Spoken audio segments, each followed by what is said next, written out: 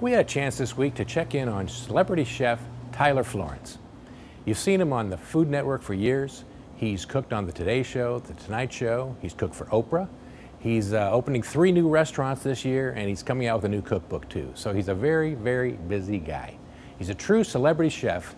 Here's our interview with Chef Tyler Florence. What's going on today? Lots of fun stuff. We're making a pulled pork barbecue, dude. Can you tell us a little bit about it? Sure. I'll be happy to. So, you know, when it's the weeknight and you've got lots of things going on, you just got home from work and you're in between homework and basketball practice, a really great meal that you can have hot and ready to go is something you can think about in a crock pot. I absolutely love it. So if you love the flavors of barbecue, you're really going to like this. This is my pulled pork sandwich. So I mean, you can start off in the morning. You take a 3-pound piece of pork shoulder.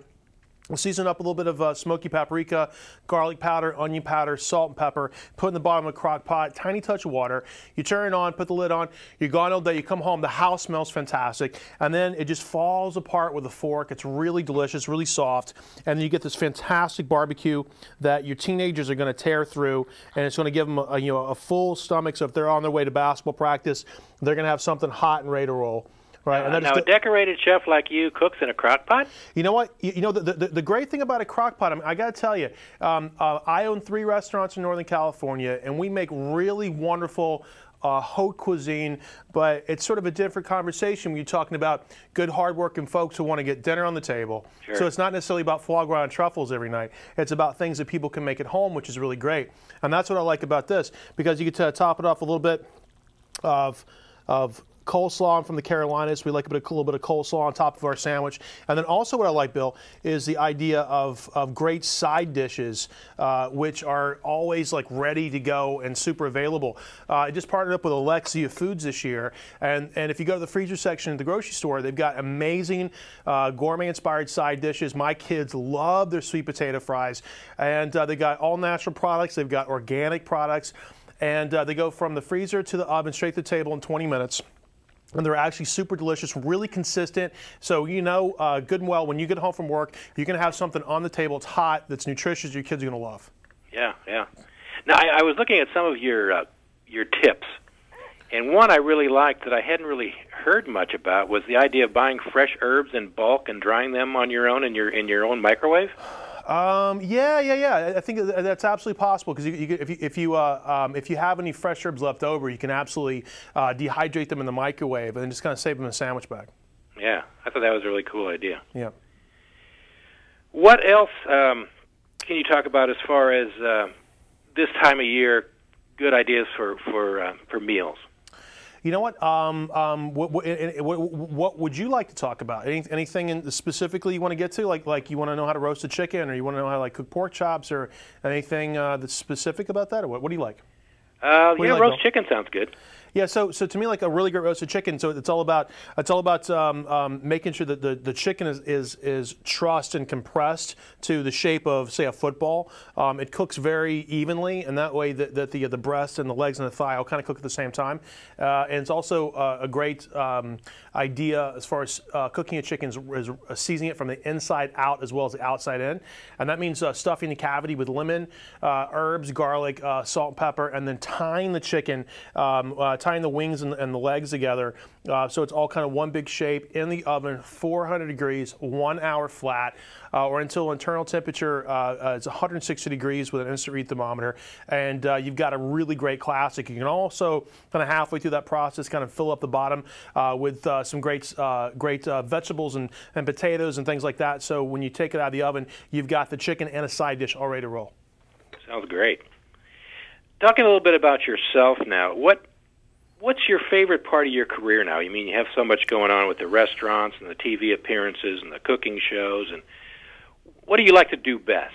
You know what? We're in this wonderful growth period right now, which I'm so proud of. We're about to open our 3rd restaurant in 6 months.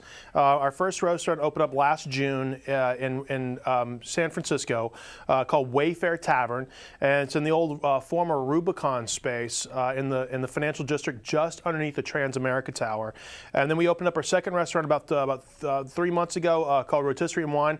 It's right in the heart of the wine country, and it's turned out to be winemakers hang out every night. It's really rootsy, simple roasted cooking.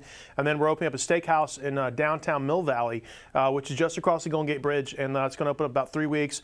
And we've already got our beef kind of aging in a dry room, everybody's kind of geeking out on that right now, which we're really excited about. It's going to be the best steakhouse on the west coast of the United States. It's going to be delicious. Wow. And I started making wine with Michael Mondavi this year. Our new Sauvignon Blanc just scored a 90 in Wine Enthusiast magazine. So we're making wine, scoring. We're really happy about that. I just wrote my 8th cookbook called Start Fresh, which will be out at Mother's Day.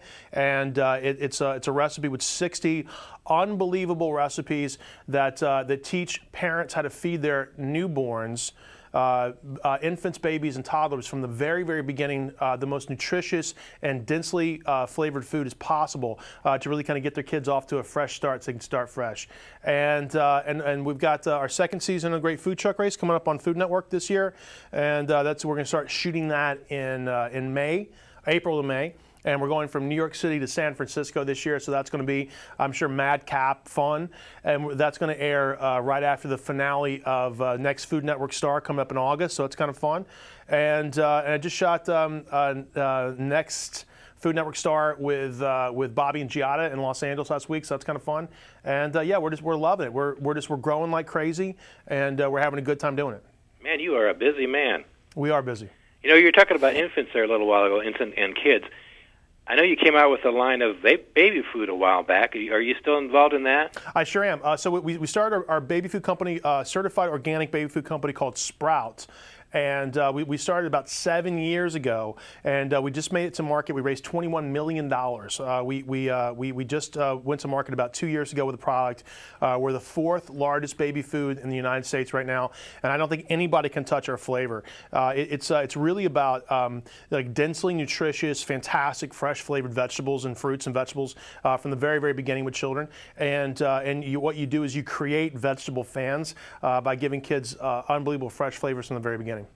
And where is that available? It's available coast to coast. We're available everywhere from Whole Foods to Walmart. Wow. Okay, well, that sounds like you've got a lot on your plate right now. That's right. And it sounds like you're having fun. You got it. You ever get to rest at all? You know what? I sleep from midnight to 5 a.m., and I try to go to the gym every day, and you know, I'll be 40 in 2 weeks, so I'm just having the time of my life. All right, well, happy birthday. Thank you, buddy. Thanks for talking to us. Thanks a lot, Bill. All righty, bye-bye. Bye-bye.